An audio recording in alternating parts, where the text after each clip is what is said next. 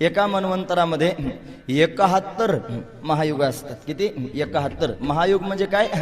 सत्ययुग, त्रेतायुग, द्वापारयुग आणि कलियुग हे 4 युग आहेत. या 4 युगांना मिळून त्या ठिकाणी एक महायुग म्हणतात. एक महायुग. असे 71 महायुग एका मन्वंतरात असतात. मग आता किती त्या ठिकाणी व्हायचे? त्या वैवस्वत मन्वंतरामध्ये युग महायुग 71 व्हायचे आहेत. आता सध्या कितवं त्या ठिकाणी महायुग चालू आहे? 28वं. कितवं चालू आहे? 28. वैवस्वत मन्वंतरामधलं हे 28वं महायुग आहे. म्हणजे चतुर्युगी, 28वी चतुर्युगी आहे.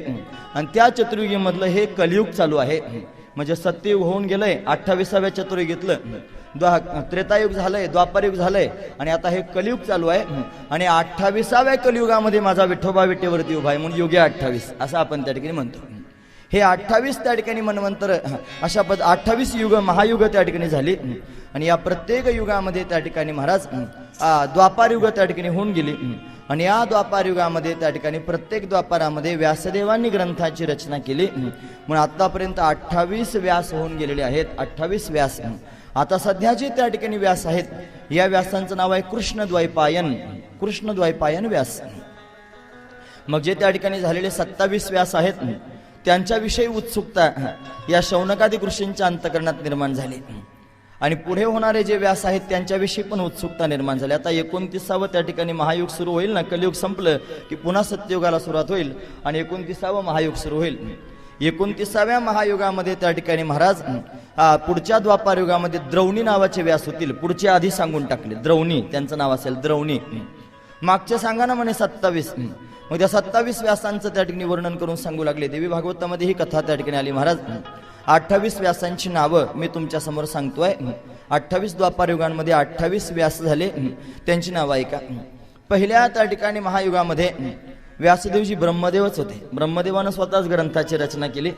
व्यास म्हणजे त्या ठिकाणी महाराज एक पदवी आहे. लक्षपूर्वक ऐका. जसं शंकराचार्य ही आता एक त्या ठिकाणी पदवी आहे. शंकराचार्यांची 4 पीठं आहेत की नाही.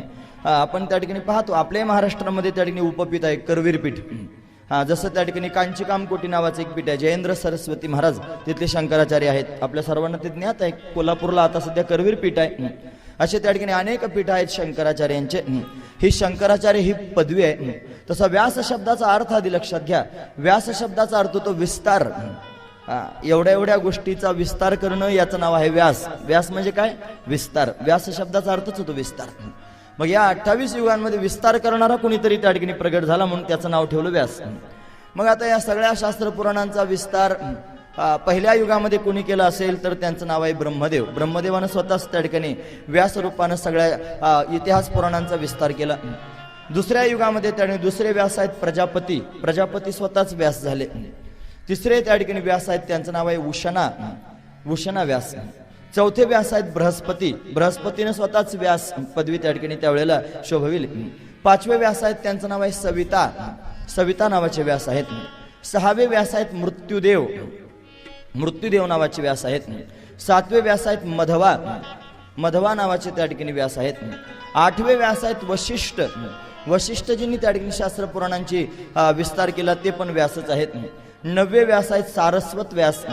10वे व्यास आहेत त्रिधामा नावाचे व्यास. त्रिधामा. 11वे व्यास आहेत त्रिवृष नावाचे व्यास. 12वे व्यास आहेत भारद्वाज नावाचे व्यास. 13वे व्यास आहेत अंतरिक्ष नावाचे व्यास. 14वे व्यास आहेत धर्म नावाचे व्यास. 15वे व्यास आहेत त्रय्यावृत्ती नावाचे व्यास. 16वे व्यास आहेत धनंजय नावाचे व्यास. 17वे व्यास आहेत मेधातिथी. 18वे व्यास आहेत व्रती. 19वे व्यास आहेत आत्री. आत्रे ऋषी आहेत ना त्यांनीच व्यासांची गादी चालवली.